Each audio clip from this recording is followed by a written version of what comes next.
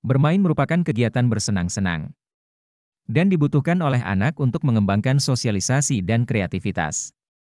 Beragam permainan anak zaman dahulu yang melibatkan aktivitas motorik agar anak selalu aktif dan lincah, dapat berinteraksi dengan yang lain, dan menjalin pertemanan. Selain itu, anak-anak juga berlatih mengelola emosi dan belajar ketangkasan. Nah, pasti teman-teman sudah rindukan permainan anak-anak zaman dahulu. Kita nostalgia dulu yuk.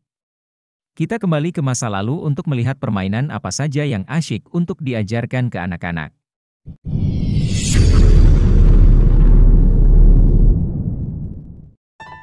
1. Petak umpet. Permainan zaman dahulu yang tidak kalah asyik adalah bermain petak umpet. Permainan ini dahulu sangat digemari anak-anak karena bisa dimainkan lebih 2 orang. Cara bermainnya adalah cukup menunjuk satu anak sebagai penjaga, lalu pemain yang lainnya harus bersembunyi. Agar adil untuk memilih siapa yang bertugas sebagai penjaga, biasanya anak-anak akan memilihnya dengan cara hompimpa.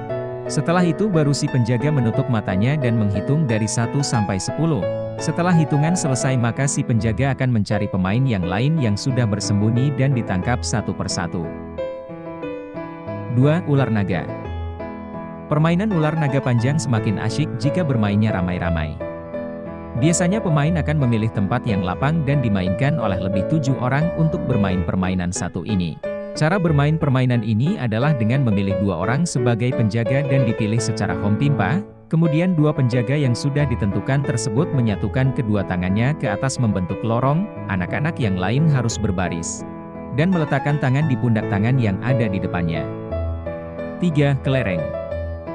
Permainan ini cukup mudah dimainkan namun perlu kehati-hatian, karena dikhawatirkan akan tertelan oleh anak di bawah umur. Indektik dimainkan oleh seorang anak laki-laki.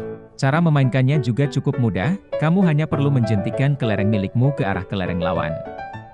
Jika ada kelereng lawan yang kena jentik dengan kelerengmu, maka kelereng tersebut menjadi milik kamu. 4. Congklak.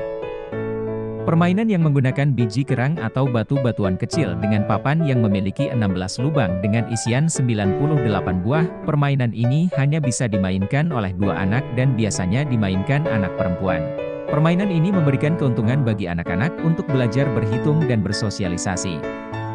Anak-anak juga bisa memainkannya di rumah masing-masing tanpa harus keluar rumah. Permainan ini dimulai dengan shoot untuk menentukan siapa yang bermain terlebih dahulu. Jika ada yang menang maka pemain harus mengambil semua biji dari salah satu lubang dan biji tersebut diisi satu persatu ke lubang papan congklak hingga biji habis. 5. Lompat tali. Permainan anak yang tidak boleh terlupakan selanjutnya adalah lompat tali. Tali yang digunakan biasanya menggunakan karet yang disambung satu persatu sehingga menjadi rangkaian yang panjang. Dibutuhkan kelenturan dan kegesitan tubuh yang ekstra untuk melompati beberapa level rangkaian karet tersebut. Permainan ini bisa dimainkan anak laki-laki maupun perempuan dengan melibatkan minimal 3 orang. Semakin banyak pemain semakin seru.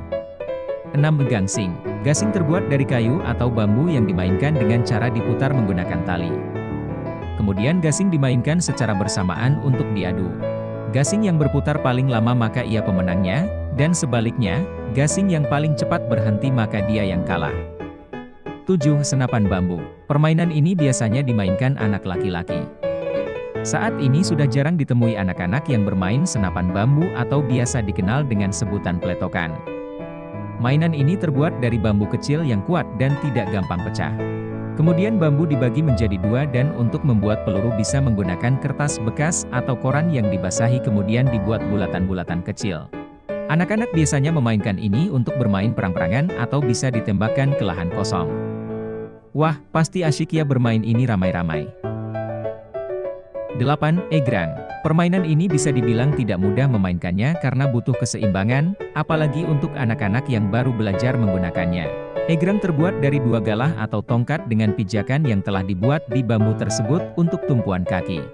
Kemudian kaki naik di atas pijakan yang telah dibuat dan mulailah melangkah. Usahakan jangan sampai terjatuh, karena kalau terjatuh kamu akan mendapatkan hukuman. Nah, untuk yang baru belajar bermain egrang, sangat perlu kehati-hatian untuk memulainya atau bisa juga minta bimbingan ke teman yang lebih ahli. Permainan ini lebih asyik jika dimainkan ramai-ramai baik laki-laki maupun perempuan. 9. Engklek. Engklek atau yang biasa dikenal dengan sebutan kotak 9 merupakan permainan zaman dahulu yang tidak memerlukan properti yang sulit, hanya memerlukan pecahan genting tanah liat saja. Atau bisa juga menggantinya dengan uang koin. Permainan ini sendiri dapat mengembangkan kecerdasan intelektual, media belajar dalam mengembangkan kecerdasan emosi dan kreativitas, serta kemampuan bersosialisasi. 10 ketapel. Mainan ini terbuat dari 3 komponen, yaitu gagang, alas, dan karet. Gagang ketapel terbuat dari bahan kayu bercabang, biasanya mirip huruf Y. Kemudian karet pegas atau karet gelang dirangkai sedemikian rupa dengan alas, agar berguna untuk menempatkan batu atau kerikil untuk dilontarkan. Biasanya anak-anak akan menembakkan peluru buatan atau kerikil untuk menembak sasaran tertentu seperti burung yang sedang membuat sangkar di pohon.